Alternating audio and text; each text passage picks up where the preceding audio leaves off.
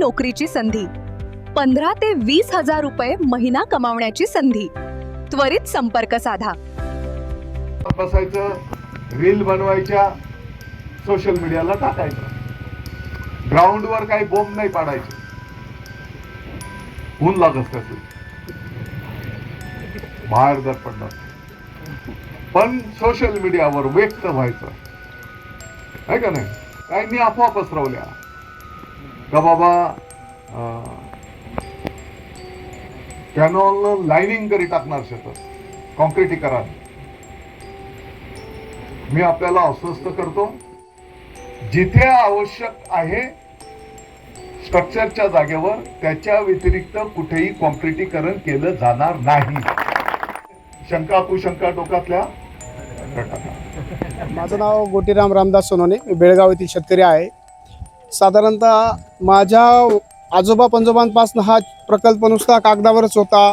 कोणी निवडणुकीला वापरला जायचा, कोणी कशासाठी फायद्यासाठी वापरायचा. पण वास्तवात अगदी आमच्या मालेगाव तालुक्याचं पाणीदार नेतृत्व माननीय दादासाहेब भुसे यांच्या माध्यमातून हा प्रकल्प गेले 2-4 वर्षापासून त्यांचा पाठपुरावा असेल, 5 वर्षापासून तो मार्गी लागत आहे. शेकडो शेतकऱ्यांनी मंत्री दादाजी भुसे यांच्या उपस्थितीत केली नार पार नदी जोड प्रकल्पाची, त्याच्या एका भागाची पाहणी. गेल्या 40 वर्षापासून प्रतीक्षेत असणाऱ्या प्रकल्पाला प्रत्यक्षात सुरुवात. कसमादे पट्ट्यासह उत्तर महाराष्ट्राला वरदान ठरणारा हा नदीजोड प्रकल्प. नार पार, अंबिका, औरंगा या पश्चिम वाहिनी नद्यांचे पाणी एकत्र करून ते गिरणा खोऱ्यात सोडून नार पार नदी जोड प्रकल्प ही गेल्या 40 ते 45 वर्षाची मागणी होती.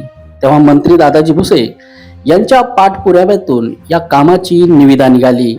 त्याचाच एक भाग म्हणून मोसमसाळ कालव्याचे या मातीचे काम 1 महिन्यापासून सुरू झाले. आज परिसरातील शेकडो शेतकरी यांनी मंत्री दादाजी भुसे यांच्या उपस्थितीत तळवाडे, अजंग येथे जाऊन प्रत्यक्ष त्या कामाची पाहणी केली. प्रत्यक्षात या कामाची सुरुवात झाल्याने शेतकऱ्यांनी समाधान व्यक्त केले. एकनाथ भाऊराव पवार, तळवाड साहेबांनी जे काम मंजूर केलं हे समजा शेतकऱ्यांसाठी आनंददायक आहे. त्याच्यामुळे आम्ही त्याचा आभारी आहे. माझं नाव गोटीराम रामदास सोनवणे, मी बेळगाव येथील शेतकरी आहे. साधारणतः माझ्या आजोबा पंजोबांपासून हा प्रकल्प नुसता कागदावरच होता. कोणी निवडणुकीला वापरला जायचा, कोणी कशासाठी फायद्यासाठी वापरायचा. पण वास्तवात अगदी आमच्या मालेगाव तालुक्याचं पाणीदार नेतृत्व माननीय दादासाहेब भुसे यांच्या माध्यमातून हा प्रकल्प गेले 2-4 वर्षापासून त्यांचा पाठपुरावा असेल, 5 वर्षापासून तो मार्गी लागत आहे. आणि त्याच्यातलं आज पहिल्या टप्प्याचं काम अगदी जे होणार होतं, सुरू होणारे तिकडे ते आपली दिसलं नसतं किंवा गेलं नसतं, पण अगदी आमच्या गावाच्या 4 किलोमीटरवर सुरू झालं की नारपारचं पहिलं काम जे माझ्या आजोबा मी पहिलीला असताना माझ्या कानावर होतं, ते आज त्या कामाचा मी प्रत्यक्षदर्शीनी साक्षीदार आहे. आणि जो कालवा 29,200 किमी लांबीचा गिरणा डावा कालवा आणि त्याची वहन क्षमता 179 क्युसेक्स होती, ती आता 345 होणार आहे. हे अतिशय महत्त्वाचं काम आमचे नामदार साहेब दादासाहेब भुसे यांनी केलेलं आहे.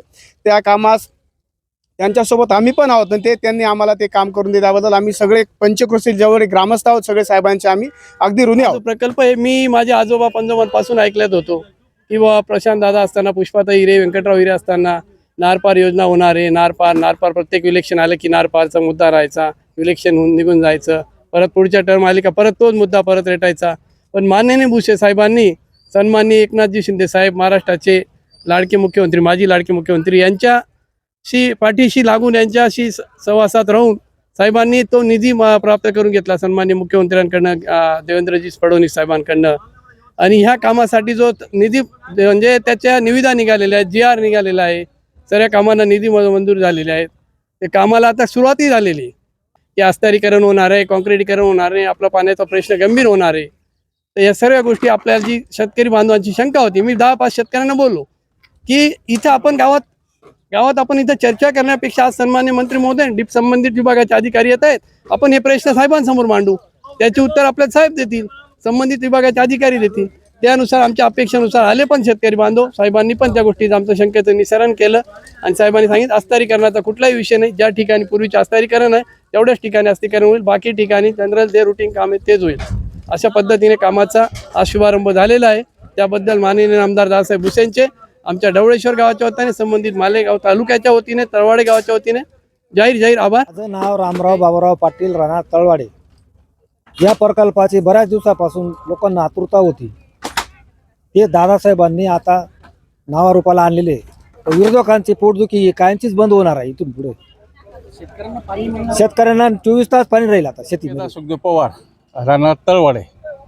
मी एक शेतकरी असून आम्हाला पाण्याची गरज असतेच. शेतकऱ्यांना जवळजवळ 40 वर्षापासून ही नारपार योजना पाहिजे पाठपुरावा खूप आनंद वाटला. आज माननीय नामदार शिक्षण मंत्री दादासाहेब भुसे यांनी नारपार योजना मंजूर करून आणली.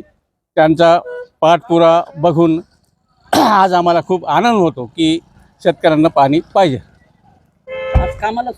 आज कामाला सुरुवात रीतसर आनंद वाटतो. निष्पन्न काय झालं त्याच्यापासून याचा विचार ते करायला तयार आहेत. त्यांच्या मित्रांनी मला क्लिप पाठवली होती, याच्यावर तुम्ही भाष्य करा. त्यांना सांगा भाषा करून तू TR पॉवर तरी उल्लेख करा, जसं दादा सिद्ध करायचं तर मी त्यांनी आधी मागणी केली, माझ्या आधी असतं बाळा म्हटलं. मी दाखवलं त्यांना ते व्हॉट्सअपला आलेलं माझं जॉब.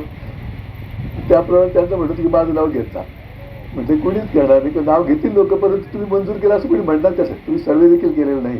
अशा पैशावर तुमचं नाव कोण घेणार आहे काम करण्यामध्ये? तर पुन्हा एकदा दादासाहेब भुसे याबद्दल धन्यवाद देतो. त्यांच्याकडे 50 सत्ता होती ना, त्यांनी सर्वे देखील केला नाही. आता ते म्हणतात की मी आधी मागणी केली. तू मागणी केली असेल, परंतु त्याच्या आधीचा इतिहास सगळ्या लोकांना माहिती आहे ना, सगळ्या जनतेने तो पाहिलेला आहे. त्यावेळेच्या बातम्या सुद्धा पेपरला वगैरे आहेत. अशा परिस्थितीमध्ये या सगळ्या ओढत आणि होता आता असं चाललं होतं की राईट बँकेने सगळं पाणी घेऊन जायचं. गिरणाचे लेफ्ट बँक पूर्वीपासून बागायतदार तिकडे पाणी देऊन असे एक प्रयत्न काही वरच्या गोटामध्ये शिजवत होता. त्यालाही फाटा देऊन दादासाहेब भुसेंनी हा मंजूर केला. आमची मागणी गिरणा कार्यक्षेत्रापुरती होती, म्हणजे गिरणा नदीच्या आसपासच्या गावांना हे पाणी यावं अशी मागणी होती. ते खरं सांगतो पहिल्यापासून. महामताच्या ह्या कालव्यामध्ये नदीमध्ये बसून ते पाणी टाकायचं असा विचार तेव्हा नव्हता. हे मान्य केलं पाहिजे जे आहे. त्यामध्ये यांनी वाढ केली दादासाहेब भुसेंनी आणि मोसममध्ये पाणी टाकून ते महामताच्या पुण्यात जुना मोसम सहा कालवा सुरू होईल याचा प्रयत्न केला. आपल्या सर्वांना माहिती आहे की नार, पार, अंबिका, औरंगा या ज्या पश्चिम वाहिनी नद्या आहेत, या पश्चिम नद्यांना ते पाणी एकत्रित करून गिरणा खोऱ्यामध्ये वळवणं नारपार गिरणा नदी जोड प्रकल्प गेल्या 40-45 वर्षांच्या पासूनची या प्रकल्पाच्या संदर्भातली मागणी होती. 2004 मध्ये या प्रकल्पाला कॅबिनेटने मान्यता दिली आणि आताच्या घडीला या मूळ प्रकल्पाचं वर्क ऑर्डर पण त्या ठिकाणी झालेली आहे.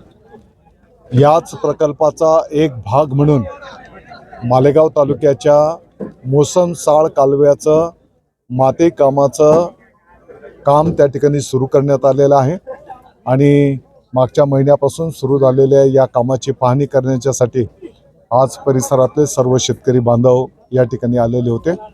मला वाटतं की या 2-3 वर्षामध्ये जेव्हा नारपार प्रकल्प पूर्ण होईल तर नाशिक जिल्ह्याचे तालुक्याच्या हजारो शेतकऱ्यांना आणि त्यासोबतच जळगाव जिल्ह्याच्या अनेक तालुक्यांच्या हजारो शेतकऱ्यांना याचा चांगल्या पद्धतीने लाभ होईल. त्यांची प्रगती होण्यामध्ये या प्रकल्पाचा एक सिंहाचा वाटा त्या ठिकाणी असणार आहे.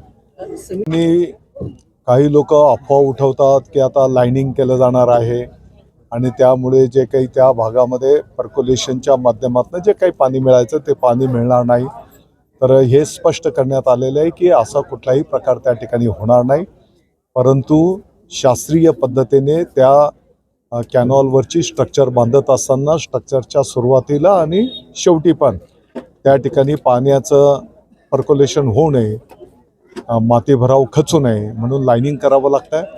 काही ठिकाणी कॅनॉल भरावमध्ये असतो तर त्या ठिकाणी पण त्या शेतकऱ्यांच्या जमिनी त्या पर्क्युलेशनच्यामुळे नुकसान होतं आहे, पाणी उफळून निघतं आहे आणि मग अशा ठिकाणी शेतकऱ्यांची मागणी असते की तिथं लाईनिंग केलं पाहिजे. तर अशाच ठिकाणी फक्त लाईनिंग त्या ठिकाणी केलं जाईल. या प्रकल्पावरून बरेच श्रेयवादाची लढाई सुरू होती. हे सर्व श्रेय शेतकऱ्यांचं आहे.